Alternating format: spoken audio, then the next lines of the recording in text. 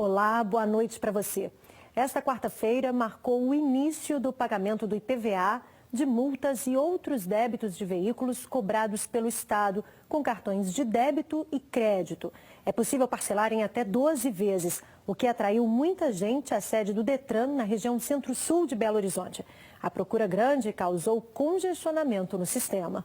O atendimento estava previsto para começar às 8 horas da manhã, mas a demanda foi maior do que a esperada pelo Detran. O sistema ficou fora do ar e só depois de mais de uma hora a situação começou a ser normalizada. Nós recebemos hoje muitas pessoas procurando parcelamento, pessoas que são proprietárias de veículos com placas que não são apenas de final 1 e 2. Fizemos a previsão de receber apenas os proprietários de final 1 e 2. Tivemos um congestionamento no sistema em razão de inúmeras consultas e da emissão de guias. Muitos contribuintes ainda tinham dúvidas sobre o parcelamento. Vai depender dos juros, que a gente só fica sabendo na hora da divisão lá, sabe? Eu vou ver como é que vai ser a taxa de juros para poder ver quanto que vai ficar e talvez fazer de 10 vezes. Os custos gerados pelo parcelamento variam de acordo com o número de parcelas escolhidas pelo cidadão. O valor pode ser dividido em até 12 vezes e não existe uma parcela mínima. Os juros serão informados no momento da simulação realizada antes do pagamento. Eu ia pagar o valor de 954 e aí com o parcelamento eu vou pagar no valor de 1.370, só o IPVA, né? Enquanto o técnico de enfermagem decidiu parcelar apenas o valor do IPVA, a aposentada Enelice levou multas e ainda precisa pagar tributos de 3 carros. Para fazer o pagamento em 6 vezes, serão quase R$ 2.500 apenas de juros. Eu acho que vale a pena, melhor do que eu deixar sem pagar e depois a multa é muito maior. E aqui está incluído multa, as taxas todas dos 3 carros. Para agilizar o atendimento, os contribuintes precisam estar com os documentos de identificação em mãos, as guias de pagamentos de multas, IPVA, taxa de licenciamento e seguro DPVAT. E após filas serem registradas no primeiro dia de vencimento de pagamento do IPVA, a Polícia Civil anunciou que o horário de atendimento ao cidadão será ampliado na sede do Detran. As senhas de atendimento presencial passarão a ser distribuídas até às 6 da noite na Avenida João Pinheiro, 417, no bairro Funcionários. Lembrando que os endereços dos locais de atendimento em todo o estado estão disponíveis no nosso site alterosa.com.br/JA. 9 pessoas ficaram feridas depois que um ônibus do transporte coletivo despencou de uma altura de 5 metros numa trincheira do bairro Cidade Industrial, em Contagem. O acidente aconteceu depois de uma confusão entre o motorista e 2 passageiras. O motorista perdeu o controle do veículo e caiu na trincheira depois de quebrar a mureta de proteção do viaduto no cruzamento das avenidas Babita Camargos com General Davi Sarnoff. De acordo com a Transcom, 9 passageiros ficaram feridos. Segundo informações da Polícia Militar, o acidente teria acontecido durante uma discussão do motorista com 2 mulheres que pularam a roleta sem pagar as passagens. 3 vítimas foram levadas para o Hospital Municipal de Contagem, uma para o Hospital João 23, 4 para a UPA JK e uma para um hospital particular. Segundo a polícia, as vítimas foram socorridas conscientes. O estado de saúde delas não foi divulgado. A Secretaria de Estado de Transportes e Obras Públicas informou que cabe à perícia de trânsito da Polícia Civil apurar as causas do acidente. E não muito longe dali, na BR-381, logo após o bairro Amazonas, o telespectador Geraldo Rocha gravou um vídeo para mostrar a situação em um trecho da rodovia. Olha só o tamanho dos buracos na altura do quilômetro 2, na pista que fica no sentido Betim. Segundo o Geraldo, as imagens foram feitas hoje pela manhã. Ele disse que o risco de acidentes é grande, sem contar que até a passagem de pedestres está comprometida. Segundo a concessionária Autopista Fernão Dias, uma equipe foi para o trecho e vai tentar resolver o problema o mais rápido possível. Mande também o seu vídeo com a sua denúncia ou um flagrante para o WhatsApp do JA. O número é o 98814-1360, código 31. Foi enterrado nessa tarde o corpo do cabo da PM, vítima de uma tentativa de assalto em Betim. O militar estava de folga e teve a arma levada pelos bandidos. Familiares, amigos e colegas de farda foram ao cemitério para se despedir do policial Jorge Luiz Santos de Oliveira, de 42 anos. O militar era casado e deixa 3 filhos. Eu conheci ele há uns 10 anos e a partir do momento que eu conheci ele, nós fizemos amizade. Eu não via ele como policial, eu via ele como amigo. Ele era uma pessoa muito humilde. Assim, em poucas palavras, eu aprendi a conviver, a gostar dele e vai fazer muita falta pra gente. O cabo Jorge estava na porta dessa oficina quando levou o tiro. Ele havia deixado 2 cães para que a família de amigos cuidasse dos animais enquanto ele estava em processo de mudança de uma casa para um apartamento. Os bandidos fugiram com a arma do policial, que foi socorrido pelo dono da oficina. Eu só vi o disparo e minha esposa entrou gritando que era um assalto. Mas quando eu corri para tentar ver o que estava acontecendo, eu já se debati com ele, já numa situação desagradável, né? Que foi um tiro fatal, sabe? Informação que a gente tem de vizinho que também presenciou, e eles chegaram, só falou com ele, perdeu, como se diz, é um assalto, né? Ele deve ter demonstrado uma reação, né? E esse pessoal não tem amor a ninguém, né? A Delegacia de Homicídios de Betim investiga o caso, mas até agora ninguém foi preso. Aqui na capital, moradores e comerciantes do bairro Buritis, na região oeste da cidade, reclamam da violência. Em um dos casos registrados, bandidos tentaram levar o carro de um idoso. O veículo está estacionado. Dentro, um idoso de 79 anos. Ele aguarda a entrada do neto numa colônia de férias em uma academia. Um dos assaltantes passa e observa dentro do carro. Em seguida, o comparsa chega e aborda o motorista. Os 3 se agridem. Mas o assalto não deu certo. Os bandidos não conseguiram ligar o carro porque o veículo tem sistema de segurança e fugiram apenas com a chave do automóvel. Toda a ação dos criminosos foi registrada por uma das câmeras deste prédio que fica aqui nesta parte da avenida, quase esquina com a Mário Werneck, uma das principais aqui do bairro Buritis. Isso só confirma o quanto tem sido perigoso passar pela avenida. Tem que ficar precavido, não pode baixar a guarda não, porque tá difícil mesmo. Patrícia tem medo, mas precisa passar por aqui todo dia para ir ao trabalho. Você vem na correria, assim, né? Eu venho na correria, eu não faço nem parada. Sem celular, sempre guardando, não ando só com básico mesmo, porque a rua aqui é perigosa mesmo. Insegurança também dos moradores e comerciantes da avenida, que dá acesso ao anel rodoviário. Eu que mesmo da loja que eu trabalho aqui, eu já vi assalto ali aqui de frente. Entendeu? Não é a primeira vez que acontece isso aqui na região, não. Nunca vi polícia aqui, não. Nunca vi. A polícia aqui, quando passa aqui, vamos supor, de 3 em 3 dias que você vê ela passando.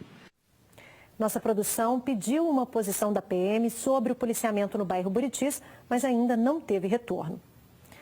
Um casal foi preso suspeito de participar de uma quadrilha especializada em assaltar pessoas que arrematam joias em leilões da Caixa Econômica Federal. O homem e a mulher foram detidos em Contagem. Um comparsa conseguiu fugir. Túlio Henrique da Cruz Silva, de 28 anos, e a mulher Laisa Marcela Oliveira são apontados pela polícia como integrantes de uma quadrilha especializada no roubo de joias arrematadas em leilões. Eles já têm os modus operantes deles, né? Vem uma moto com 2 ocupantes, assim que o garupa desce e aborda a vítima, um pouco distante ele desembarca da moto e embarca no veículo. E lá ele continua a fuga dele no veículo. Nessa terça-feira, eles esperavam uma vítima que iria resgatar joias no valor de R$54 mil. Eles acompanharam essa jovem, chegaram a subtrair a bolsa e o celular, porém eles enganaram. Eles perceberam o engano, né, retornaram na mesma agência e continuaram a monitorar, até que conseguiram abordar esse segundo cidadão que carregava essa grande quantidade de joias. Segundo a PM, pelo menos 3 pessoas foram abordadas após saírem desta agência no bairro Funcionários, em Belo Horizonte. Uma delas, que teve R$55 mil roubados em joias no mês de dezembro, anotou os dados dos veículos, uma moto e um Fiat Punto que ficaram estacionados na região. Os dados ajudaram a polícia a localizar o trio envolvido no roubo dessa terça-feira segunda-feira, no bairro Boa Vista, em Contagem. O Punto e a moto estavam estacionados. De imediato nós abordamos o carro e dentro do carro já encontramos um valor de R$6.000 em dinheiro. A princípio ele tinha negado, depois ele confessou que é oriundo desse assalto, né? Mas o motoqueiro conseguiu escapar. Nós temos o endereço dele, temos a identidade dele, já está qualificado no nosso registro de ocorrência, vai ser intimado também para prestar depoimento. No local, segundo a PM,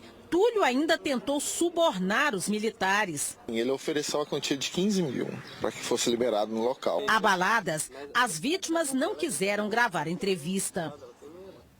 A Polícia Civil investiga os crimes. Há suspeitas de que os ladrões recebiam informações privilegiadas sobre o esquema de leilão. Residentes de uma unidade de acolhimento da população em situação de rua de Belo Horizonte reclamam da falta de limpeza nos dormitórios. Insetos têm se acumulado nos quartos do albergue, como mostra a denúncia feita por um abrigado. Elbert da Silva, de 57 anos, disse que encontrou esses insetos no albergue Tia Branca, no bairro Floresta. Ele decidiu fazer a denúncia após procurar ajuda em uma unidade de pronto atendimento, depois de mais uma reação alérgica por causa das pragas. Muita coceira e ardendo demais o corpo. Estou sentindo falta de ar e o bicho morde mesmo. E sinceramente, eu matei mais de 40 bichos antes de ontem, os rapazes matou 30, eu também 20, o outro matou 25, hoje eu matei mais 30 também. Detetizaram aí tem 2 meses e 20 dias, os bichos me atacaram e eu gastei com remédio mais de R$140. Eu falo para o assistente social, eles falam que vai detetizar e não estão tomando uma iniciativa. A Secretaria Municipal de Assistência Social informou que a vassoura de fogo é aplicada de 15 em 15 dias e que será feita novamente no próximo sábado. Eles afirmam que o método é mais eficiente que o veneno. Disseram ainda que realizam projetos e ações educativas para estimular a higiene, já que as pragas permanecem nos cabelos e nas roupas das pessoas abrigadas nos centros de referência especializado para a população em situação de rua.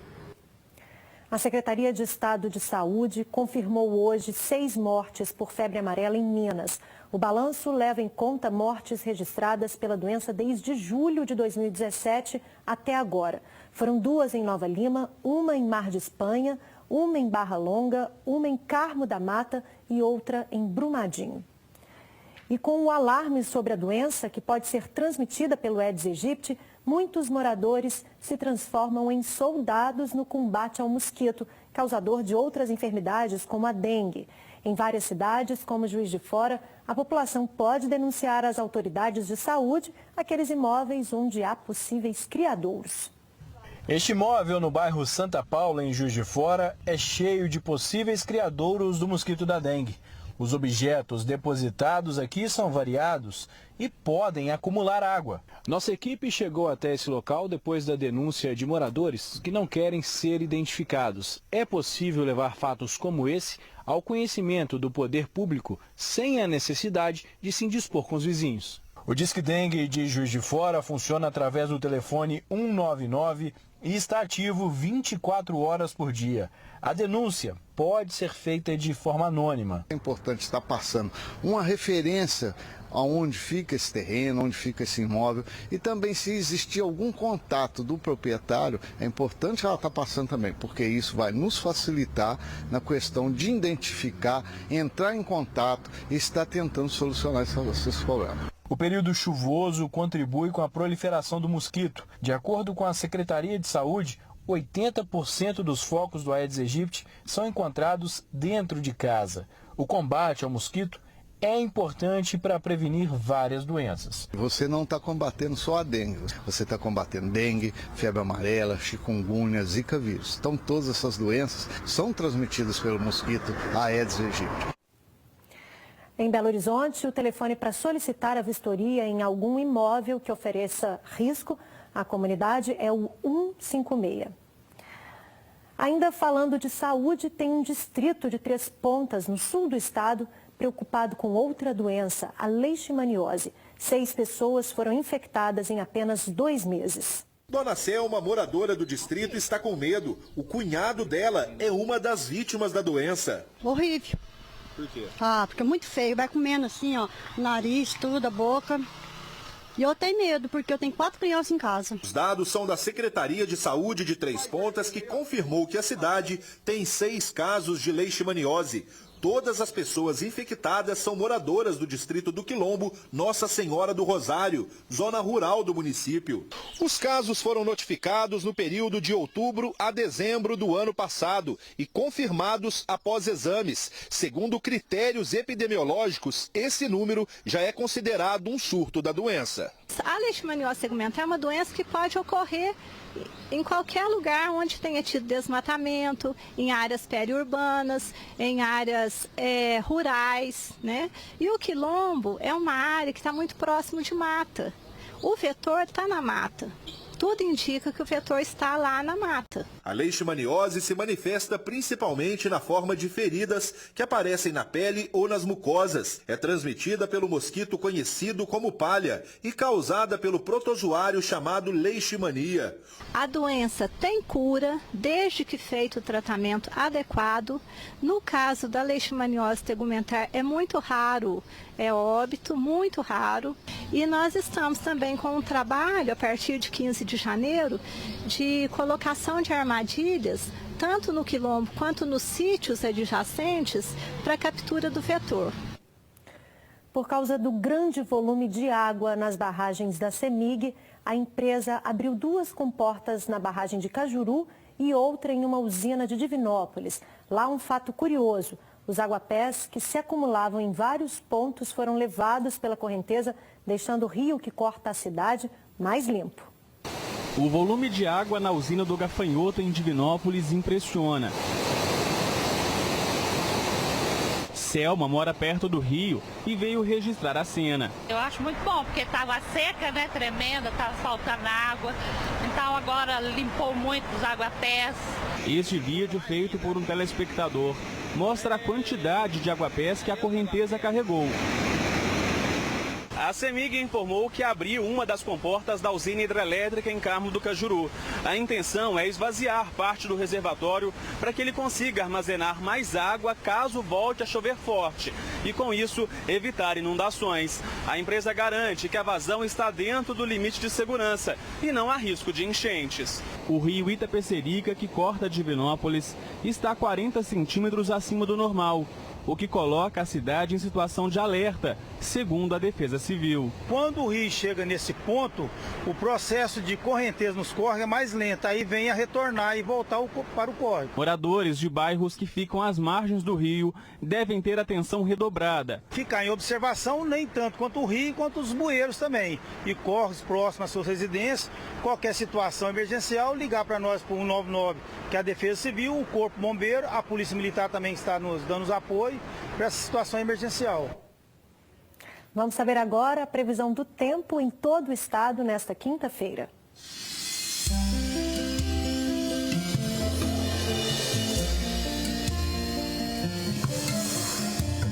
Nesta quinta, o céu segue parcialmente nublado em Minas Gerais. Há possibilidade de pancadas de chuva isoladas a partir da tarde no Triângulo, Alto Paranaíba e sul do estado. Em Belo Horizonte, mínima de 20 e máxima de 30 graus. A temperatura vai de 21 a 34 em Campina Verde, de 19 a 31 graus em Capitólio. Oscila dos 16 aos 30 em Coluna. E em Ipatinga, mínima de 22 e máxima de 37 graus. Daqui a pouco, como fazer a sua parte para que nenhum coletor de lixo se machuque. Nós vamos falar sobre o descarte correto de objetos cortantes. É no próximo bloco. Quando quebra alguma coisa na sua casa, como um copo de vidro, por exemplo, o que você faz? Enrola em um jornal antes de jogar fora? Mas será que essa é a forma correta para evitar que os coletores de lixo se machuquem? Na reportagem que exibiremos agora, você vai saber como o descarte feito com todo o cuidado pode ajudar no trabalho de quem deixa a nossa cidade mais limpa. Seringa, garrafa de vidro, vaso, faca, galfo, aqueles espetos de churrasco. O descarte incorreto de materiais pérfuro-cortantes representa um risco para os coletores.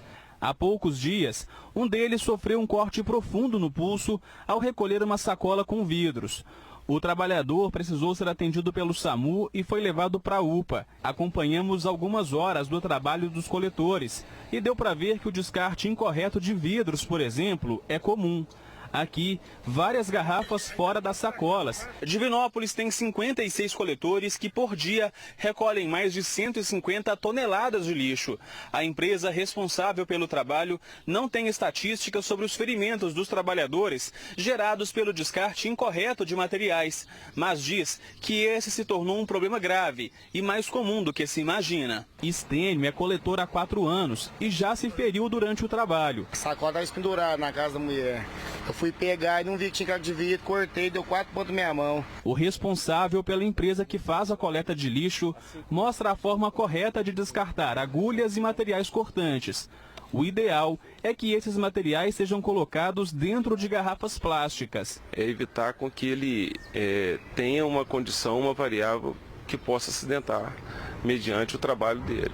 Depois de se machucar ao carregar o próprio lixo, Maria Célia aprendeu a lição e hoje dá exemplo de como descartar esses materiais. Eu sempre condiciono num local assim, para a pessoa quando for mexer, ela ver que tem alguma coisa ali que está dificultando ela para ter mais atenção.